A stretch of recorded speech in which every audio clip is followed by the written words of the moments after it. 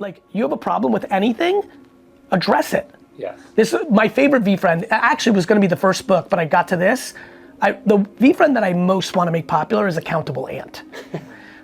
We have become remarkable at pointing fingers. Sure. Biden's the worst, Trump's the worst, Republicans, Democrats, America, China, my spouse, mom fucked me up, dad fucked me up, my boss is a dick, we are, what about this, brother? The thumb, Ryan, the thumb doesn't exist anymore. Do you know why I'm so happy? I stay in thumb. I spend an ungodly amount of time in an enjoyable way. This is the interesting part of like, what could I have done better? I fucked that up, damn, I shouldn't have done, I could have, and some people when they hear me say things like that, they're like, doesn't that get depressing? I'm like, no, I'm in control. When you think everyone's in control, but you're finished. Yeah. Yeah, I talk about this, it's called self-discipline for a reason. You know what I mean? Discipline is this mythical thing that you think you get to enforce on other people.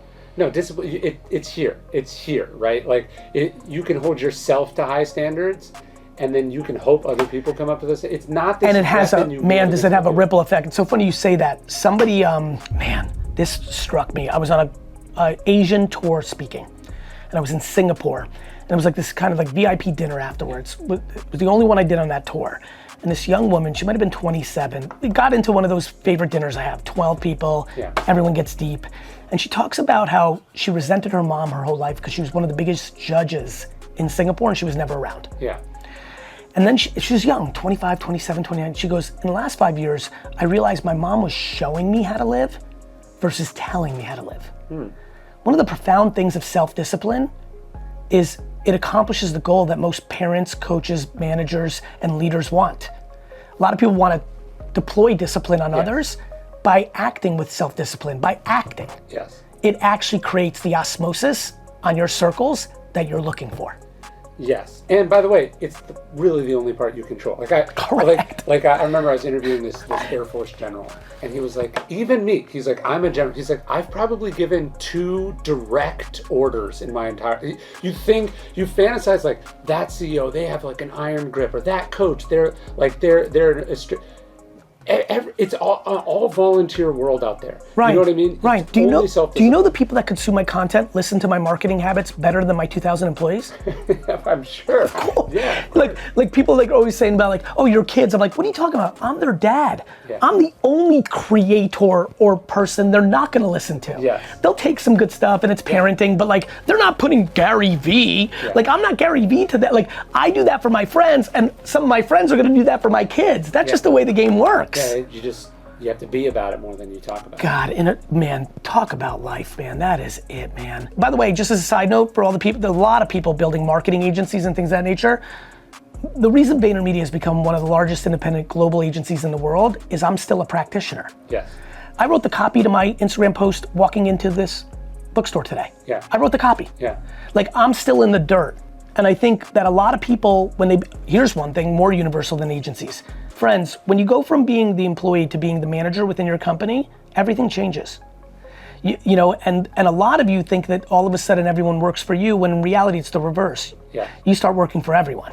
Well, what I found too from my marketing agency, which doesn't really exist anymore, because I got tired of trying to tell other people what they should do, and I just said, I'm gonna start making my own stuff. If I'm actually good at this, I wanna market me and what I'm interested in and things that are like that I control, right? Makes so much sense. And so, yeah, like people. I just went to super scale. Of course. Right? Of course. But like you represented that era, and I always thought that. I remember hearing about you and others that were like doing it for bigger prominent figures, and I'm like, they're gonna figure out that they should just, because my belief was even if you were not an electric video personality, that everybody, if they had chops, whether in written form, audio, or video, by the way, tons of people don't consume my content because it's too much. Yeah. So they prefer someone like you to be the messenger. That makes sense. There's a lot of people that stop listening to this podcast already because it's yours and I'm too much for them. Just like when you come on mine, sure, it might not be dynamic enough to hit up that adrenaline for them. That's beautiful. That goes back to a thing we touched on here. Not every flavor for everyone about everything. Just be you, do what you do, and let the chips fall. But what I did, but to the broader point I was making there was, I was like, oh, these kids that are actually the practitioners, they're gonna have their day. Because once you don't know how, you are not as valuable, and as long as you know how, you are always valuable. It was funny, when I was doing this book, at some point I was like, oh, wait till Ryan sees this. Literally, meet me in the middle, right? Patient pig and eager eagle, right? Patience and being eager. The point of this book, and I'm so excited to be going into kids book land, because the truth is, I've really felt the impacts of getting to kids 15 to 25, especially now that I've been doing it for so long. It's fun to find that 40-year-old that's been watching you since they were 25, and you talk to them and you listen to the impacts, and you get so humbled. And now I'm like getting a little greedy. I'm like, okay, let's go younger. Like, to me, you know, patience. Do you know that I believe most alpha winners that hear me talk about patience, that it's one of the things that they like me, I'm gonna go get all that, but they don't like when I go patience because they interpret it as complacency. But there's a reason there's 2 words in the dictionary. Patience is not complacency. Eagerness, I love, ambition, you know, but this book is basically telling kids, and parents, by the way, that in America, we've become way too red and way too blue. And the magic is purple.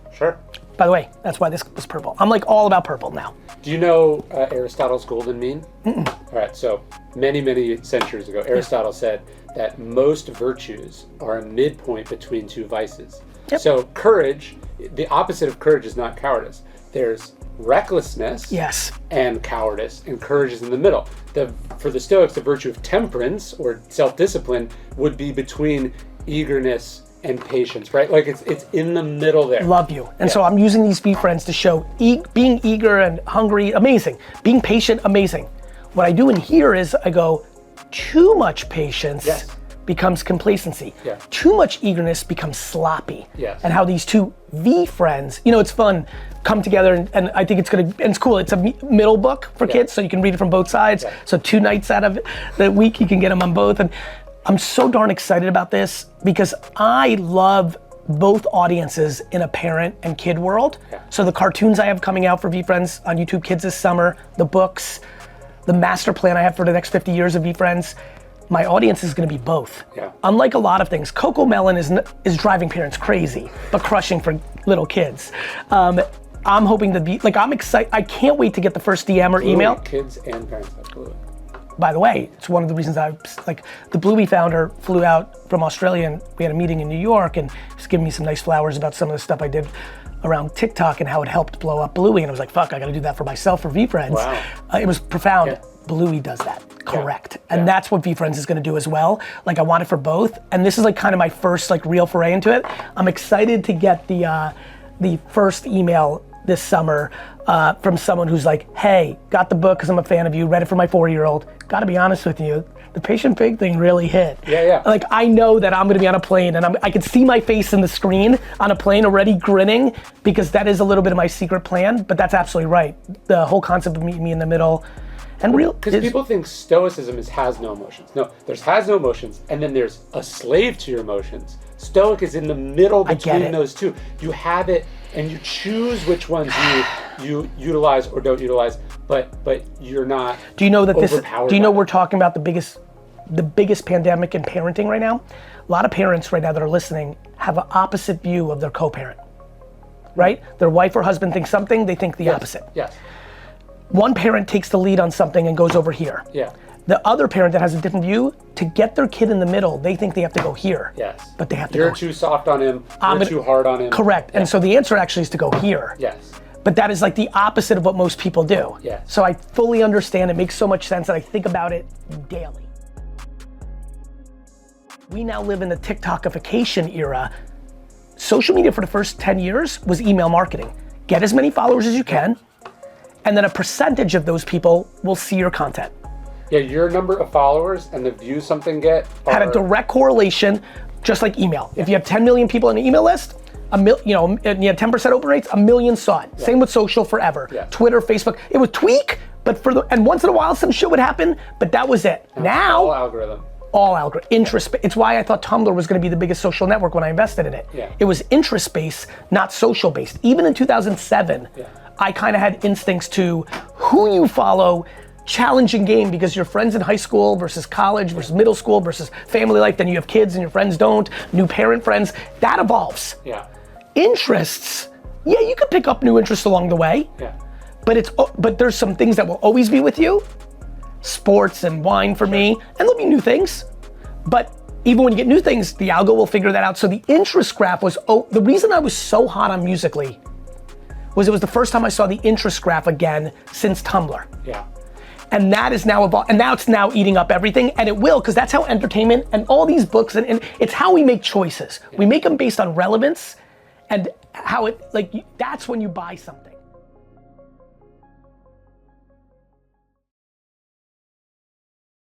So obviously I share a lot, I'm very out there, and as you know, I don't really share my personal life. I think that, personally, I think that over the next decade or two, that will become more common. I think we're in an era right now where people are really sharing a lot. And I don't think they realize what happens when you share your entire engagement, and like when you give people, when you give the world things, it's theirs, not yours. Right? So I think that there's a lot of things that people haven't gone through yet in their lives, and I also think that people mistakenly use their children and their relationship to get more likes and attention. And I don't think they think of the back end. And I hear this from friends now, because I've been talking about this for a long time, and I've got some friends now who are like, wait a minute, like I'm getting stopped by people in the street that are saying hello to my 5-year-old child, and it's a little creepy and a little weird, and definitely the kid is starting to react, and I'm like, yeah, this is what I was talking about. Like, you can't be mad at them. You're blasting out unlimited content of little Connor, and that becomes interesting to people, and they want to say what's up to little Connor. And like, it's one thing when a celebrity acts in films, and then when they're out and about, people are coming up to them with their kids and they're like, yo, I'm with my family. And we've all knew that, right? Like, all of us have heard that. I remind my friends, I'm like, those people are not sharing their family. Yeah. They're just known. So I feel no pressure to be holistic to my audience. I feel pressure in providing value to my audience. And value, I don't think of it I don't put holistic or fully 360 or full transparency. That's not how I think about it. I think about what's worked for me, and what I think it's worked for my audience is, I think about like, why is this post good for them? Yeah. I think that's really worked for me. I think people think about, why is this post good for me when they post? Yeah. And I think that's what led people to relationships and children and dogs, because they get likes, and that's what they want. I think about it differently, which is like, why would somebody see this and why would that be good for them? And me posting a photo of being on a fancy vacation, or have an expensive watch, or a private plane, or a pic of my relationship or my kids or whatever it is, I don't think that that's valuable. I really don't. You can, in a very deep conversation on this, you could say that it's escapism, you could say it's intrigue, like I can get there, but it's not high value. It really isn't. As a matter of fact, I think oftentimes it just makes people unhappy. Like, when you see somebody on a private plane, you react like, I can't be on a private plane. When you see someone with like their family on a grassy grove, and maybe you're in a fight with your spouse right now, you're like my life sucks. And I think that people are not thoughtful in what their content is doing to the other side. And by the way, I don't mind lightweight content, but I'd rather you post a picture of potentially, let's just talk about this. I'd rather you take a photo of like baby formula on your, like spilled on your notes for work, and you talking about like, some days you just have to laugh when you're balancing two things, versus now you're doing something where you're like head nodding to other moms being like, yo, this shit's hard, right? Versus what I think a lot of people are doing, which is like, this is just gonna get a lot of likes because Oakley looks so cute. Yeah. But like, what is that really doing? I think is a conversation people need to think about, because you're really sharing with the world. Yeah. It's not like you're sharing with your 3 best friends from high school or your family. You're sharing with the world. And it's intense. The world is intense. Yeah, the world is intense. And you've got to be accountable that like you put it out there. Yeah. When people are like, I can't believe these people. Well, you put it out there. Yeah. Yeah. Accountability. And we're not empathetic. Like when someone leaves a nasty comment about, like, I'll give you an example, cliche thing that happens in society. Person posts their kid, they're a year old. A lot of kids, as you may know, like they all grow up so differently. Some talk earlier, some walk earlier. I saw this the other day. Actually, this is a real life example. Somebody made fun of someone's kid because they were like 15 months old. Oh no, it was the first birthday picture and the kid's completely bald still, no hair. Okay. And it's like, the comment was pretty nasty, right? Like, you know, when's your kid gonna grow hair? Like, what the fuck? Yeah. But do you know what my reaction was when I read that? As I do what I do for a living? I say to myself, we don't know if that's a person who's now on 4 years of not being able to have a child with their spouse. Empathy. Yeah. Like, why would somebody say that? Let me give you the preview. They're hurt. Why are they hurt? Maybe they lost their child. Maybe they had a miscarriage. Maybe they can't conceive. Maybe their spouse just left them. Like, maybe they had a bad childhood. Like, I don't know. So these are the things I think a lot about. The reason I wrote Jab, Jab, Jab, Right Hook, the premise for everyone who's listening is everyone on social was struggling because they just wanted things. They were selling the whole time. And so I was like, give, and then ask. And don't mix your give and your ask. So what you asked there was, hey Gar, it feels a little bit yucky, or I don't know how to make this work for my stomach. I feel like, because you were mixing them, right? You were mixing the ask and the give. Just put them on. Okay. And yes, of course, like to me, the way I would do that is after you have a lovely podcast, whether you do it then because you feel like you hit it off, or you do it in the future, this is how I would do it. So let's say you're on my podcast, we'll reverse roles.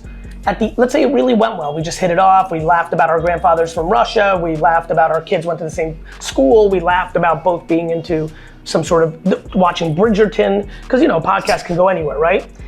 If it goes well, no different than like a first date where you ask someone out for a second date, or no different than like you met somebody in 5th grade and you both had a nice time on the playground. You're like, you want to come over to my house and be friends? Like, I think if it went well, especially if you did it in person, which I highly recommend. Okay. Right? Especially because you're in the same market. You're being very, I'd highly recommend doing it in person.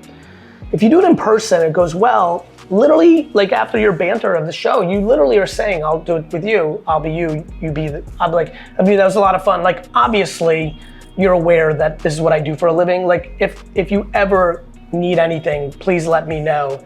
Hope you have the best day, like, always around. Thank you. That's it. Literal, simple, like, hey, or if it didn't go like as smashing well, it was kind of professional, didn't seem like the opening there was, I would literally wait 6 months to a year and reach out via email and be like, hey, maybe even a year. Hey, it's the 1 year anniversary of our podcast together. Thinking back to it, was a lot of fun having you on. Hope everything's been going well. How's that development thing you're doing down in, downtown? Just to remind you, maybe wasn't even on your radar, this is what I do. Would love to, grab a drink and talk business if there's anything around. I just think those are very respectful ways, but when they don't reply or they don't reciprocate, it doesn't even run through your head as if anything went wrong, because of course you understood that you may be able to do business with them on the back end, but the punchline is you really are okay. You put them on the platform without actual expectation that it would 100% lead to business.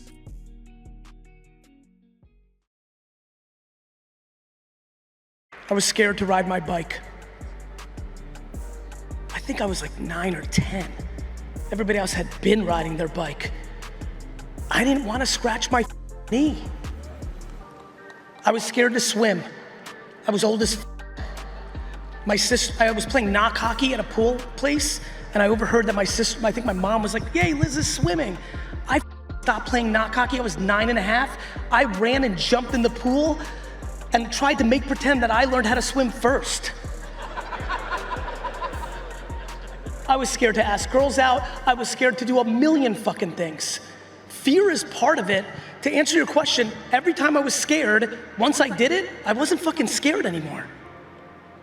This is why I think kids should still be fighting each other.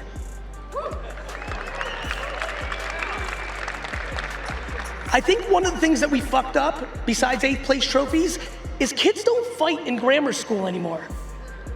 I think you should all go home from VCon and tell your little ones to punch some kid in the face tomorrow. Not for your kid, but once that kid gets punched in the face, they won't be scared of getting punched in the face anymore. I'm kidding. I'm not fucking kidding. But why I wanted to tell that story is we need to think. If you sterilize everything, you groom zoo animals. I don't know if you know what happens when a zoo animal gets put back in the wild. It gets killed in 37 seconds. We need to get comfortable with fear and losing as a society, understand it, play with it, and build. The answer to your question, brother, is everything I was scared of once I did it was a win, and it's never been a loss in my life. It might have not worked out the way I wanted to, but I promise you, I don't even remember. I've lost so much. I've got so many micro losses. I'm an entrepreneur. I'm ringing doorbells at 8 years old trying to sell something. When the first 4 people say no, those are losses. I've lost so much, it's my comfort zone. I'm a fucking Jets fan.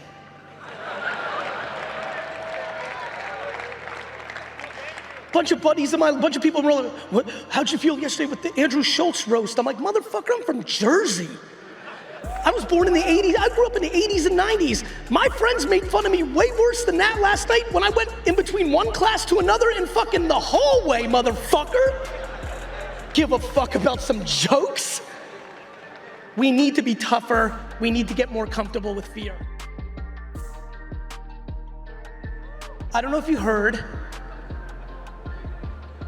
but high school is over. The amount of people that put other people's opinions of them on a pedestal is an issue.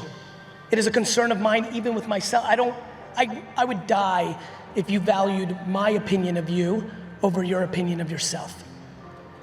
When I tell you, to answer his question directly, how do you go through the system? It's one of the biggest reasons I'm so excited about VCon. As I pushed early on, and as how I tried to find other moments with all of you, pushing you to the answer to this question, which is called practice. The way you get better at anything in the world is practice. You wanna get better at basketball, you practice. You wanna get better at singing, you practice. You wanna get better at DJing, you practice. You wanna cook better, you practice. You wanna be a better entrepreneur, you practice. You wanna get better at having self-confidence, you practice on not valuing someone else's opinion over your own opinion of yourself. You practice by putting yourself out there more. The context of this conference is super powerful and will be no question an aggressive theme of mine for 2024 is to push you to say hello to more people. More, because what you're gonna get here, as you know, is positive reinforcement. You're gonna get reciprocated likely at a high percentage in a good way. By the way, I'm not naive. I'm sure that even though we've tried to push this nice movement, like all this, that some people weren't receptive and things of that nature. They might have been dealing with something, they might be introverted themselves, but you get practice. The way you get more confident in yourself is you stop putting other people's opinions of yourself in front of yours. Then they go to me, but Gary, what if it's my opinion of myself that I suck? Then I remind them that that was instilled in you. If you think you suck as you sit here today, that you suck, I want you to understand something. That was somebody else's voice putting that inside of your head. That person felt sucky about themselves too. Something I'm about to start making a lot of content around is called fuck your grandparents. Yep, new big pillar for me coming in 2024. Whole framework, it's called fuck your grandparents. Let me tell you why. So many people in here running around with so much fucking anger and hate towards their mom and their dad and giving granny a pass when she was the one that fucking made them.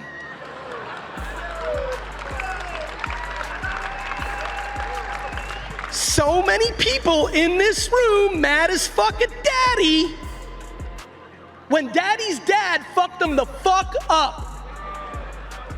So a lot of you love grandma. She gave you some cookies and shit. Hate your fucking mom, but the grandma was the fucking problem. But here's where it gets interesting.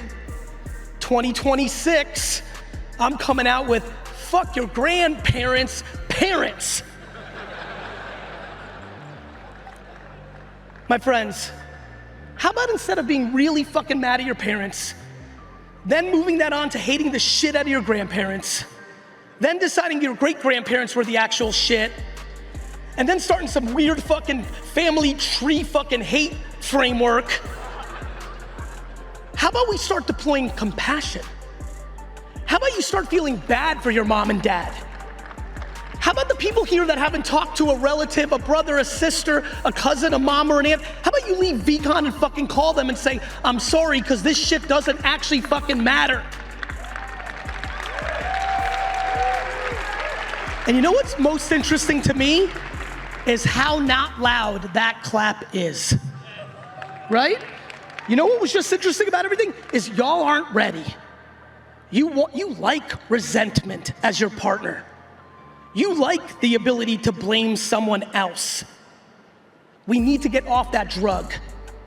We need to start deploying compassion, not resentment. I wanted to talk about fear today because it is the punchline. Just so you know, the world is weaponizing fear to make you think shit. Everybody, left, right, up, down, this, that, country, like everybody does the same shit. I don't want to hear your boring conversations about politics or this, that. It's all the same shit. Everyone's imposing fear on you. Everyone. Everything you must do is, to the answer to this question, understand fear. Why? Why are you scared of your kids getting kidnapped and you won't let them go out? Really, the media pumps it in your head. Because fear gets ratings, doesn't it? Fear gets clicks. Fucking pisses me off. The way I teach people is we talk about it. I just don't think, every day that goes by, I think about fear. I spend an obnoxious amount of time on fear. My intuition is that most people in this room are not spending every day thinking about how fear plays a part in their life. Why are they scared? And what are they scared of? The answer to the question is that it's not that I know that I teach, it's that I know that it's something we need to talk about. And the more we talk about it, the more likely we can do something about it. The more educated we are. People are like, Gary, you hate education. I'm like, the fuck are you talking about? I don't hate education. All I do is education. I hate the way that education is being sold to our children in 2023.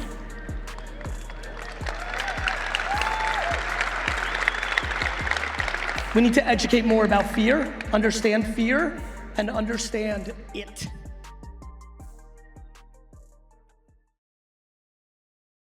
I think one thing I'm excited about with day trading attention is I hope people realize, almost everyone who's listening here, who's ambitious and going at this, businesses or humans, are gonna realize after they read this, oh shit, why am I not on Facebook? Or oh fuck, like I'm crushed, I got TikTok and Instagram Reels. Yeah, like why am I not doing YouTube Shorts? Yeah. The incremental slight tweak to be on those platforms as well, with a slight copy or editing adjustment that respects the room of YouTube Shorts being different than TikTok, is one of the explosive things for the A players. Like this book for me was like a 201 or a 301. Like what I'm excited about this one is like if you've never been in the game, it will help. But for people that are like you, like real players, The reason I went so deep is I'm like, hey, let me take that next step in book form so that even the best people in the world that are winning, seemingly winning, Charlie D'Amelio, Logan Paul, like Mr. B, let me give them 3 to 4 things that, because I have the luxury of not only being one of those people, but I also have Vaynerchuk, a 2,000 person global marketing agency. We spend billions of dollars in media on behalf of clients, make quadrillions of pieces of creative across all platforms. So I'm sitting at the epicenter of really looking at quant and qual data that makes it very clear of what can and can't be done. And one of the biggest expansions is, to your point, the biggest mistake creators make is they talk about things they don't believe in because they think they need something new to say. And what I think is, look, I believe in things, I get pumped when I change my mind, that gives a whole new genre. But why would I compromise my belief system? I just find new analogies, new context points, new mediums, new platforms, and I always layer current events into it. AI allows me to talk all over again of what I talked about with social media. The analogies I made on social media stages in 2006 of everybody putting their head in the sand and hoping social media wasn't gonna happen, well, guess what? It's back. It's called AI. By the way, I'll go into the camera here. Your AI strategy cannot be, you will get fucking destroyed by that tidal wave. You better find a surfboard and ride it, because AI doesn't give a shit that you're scared of it. About 7 years ago, 10 years ago, I know a lot of people are gonna hit me up about this because another thing I get hit up a lot about. I put out a free deck. It was 84 pages. And it did that. It was the content pyramid. I was like, here's why I do Garyvee and podcasts. Because it becomes here's how I take this and make 84 pieces of content. And when I tell you, every time I'm in an airport, a 27-year-old kid, guy or gal comes up to me and says, that's how I built my social media agency, that deck, which I put up for free. That's exactly how I've been thinking the whole time. And now, the library, to your point, the intellectual property of human, just like Marvel and Disney, just like why I do VFriends, to build another library of IP, is a moat. It's a major, major, major, major moat of opportunity within impact and business. And the main thing, at the top of that pyramid, is you have to have something to say and interesting to say. Or it might not be the most unique, but it is profoundly your thing to say. Right? Because a lot of things are universal. You plus a thing becomes a unique thing. That part. That's why I wanted to jump in and say that. I want everyone to hear this. Your interpretation, your slang, your framework. People are like, Gary, what about authenticity? I'm like, the most authentic thing in the world is the human being. Truly snowflake. None of us are the same. Never again. Twins, even twins, wired super differently inside. Right? I believe that's people walk away from their essence. And I want them, I think you would, I know you well enough to say this, and it's one of the biggest compliments I can give you. It has definitely worked for me, and I admire it whenever I see it. The people that really lean into themselves, really don't try to put other things on a pedestal, other people, other opinions, just get really comfortable of the purest form of them. Man, do they have impact, because that's where the uniqueness, that's the uniqueness. The way you say things, the analogies, the stories, the interpretations, the subtle observations that are slightly tweaked, contextual to the moment. And that as a human, and that as an operator, and that as a parent, and as an executive, and that as an entrepreneur, and then as an author and a content creator, it all plays out. It all plays out. No one has ever been like you before. No one will ever be like you again. You have unique experiences, unique DNA. All that's totally unique. So why would you copy other people? Why would you try to be like someone else? You should be you. That's your monopoly. I believe this is why I talk about patience so much. I think one of the reasons people do it is they want to get there faster. Oh, Garyvee did it. I'm gonna be like him. I'm gonna be crazy about loud and okay, cool. If you're a Jersey kid from the 80s, cool. You can probably get we probably over. But if you're an introvert from the South, and you've never cursed in your life, please don't make videos where you're cursing. It's gonna feel awkward. Just like if I'm just like why I was a little bored in reading my own book, because academia is a little bit I can glaze over, but I know why I wrote it. And so, man, it's because people lack patience, Rye. Rye, when you were behind the scenes with Ferris and all that other stuff, when I was in my daddy's liquor store all those years, I didn't make a piece of business content until I was 34 years old. You write timeless and forever, which is actually my core message. I have 7 to 10, whatever it is. And then I am very like day trading, but like that's how I write books. I like my books to be tight windows of like, here's the opportunity. Yeah. And both matter. Yes. But the interpretation of classic, back to the starting point of this podcast, is the game. Yeah, and what's funny too is when you're making stuff, you're also creating a library of content that, like today, the Daily Stoic YouTube channel will do more views than it would have done in a month several years ago on stuff that is old. Just right? scale. Like entertainment studios are libraries. They're making new stuff always. And some of those things are going to be hits in the present moment, but really what they're trying to do is find the thing that will be a perennial timeless hit. And then you have this library, just in the way that you would have an investment portfolio of things that are paying, increasing this a few percentage every year. That's what you're trying to build. I'll put out a video today. I hope it will do well, but like my best performing video will do 100,000 views today, but I made it 10 years ago. That's right. Not to mention YouTube is the second biggest search engine in the world, Yes, and that has a lot to do with that. Yeah. But by the way, literally as I walked in here, Meta just launched their AI update into Instagram and WhatsApp. I was just looking at it right before I walked in. Search is changing right in front of our eyes. How so? Well, I mean, I literally just watched Zuck's 2-minute video on Instagram, so I haven't even played with it yet. But what is very clear to me is, holy shit. Like, one of the biggest changes in our society, and we've known this with ChatGPT, but like, it's very clear of it coming to social. What I saw in the preview there, or at least how he talked about it, and what I'm definitely gonna be looking at on my flight tonight in detail from Austin back to New York is, oh shit, Instagram search is fucking remarkable, and it's very visual, and the results are really strong. And like, this is going to, just like TikTok has been growing very rapidly as a search engine amongst Gen Z, the size and scale that Meta plays at with Facebook and Instagram and WhatsApp, like it's just very clear that the search engine is something they're pushing very hard within it, and the dynamics that we've seen on YouTube play out to what you just described is about to come to a short form social media world.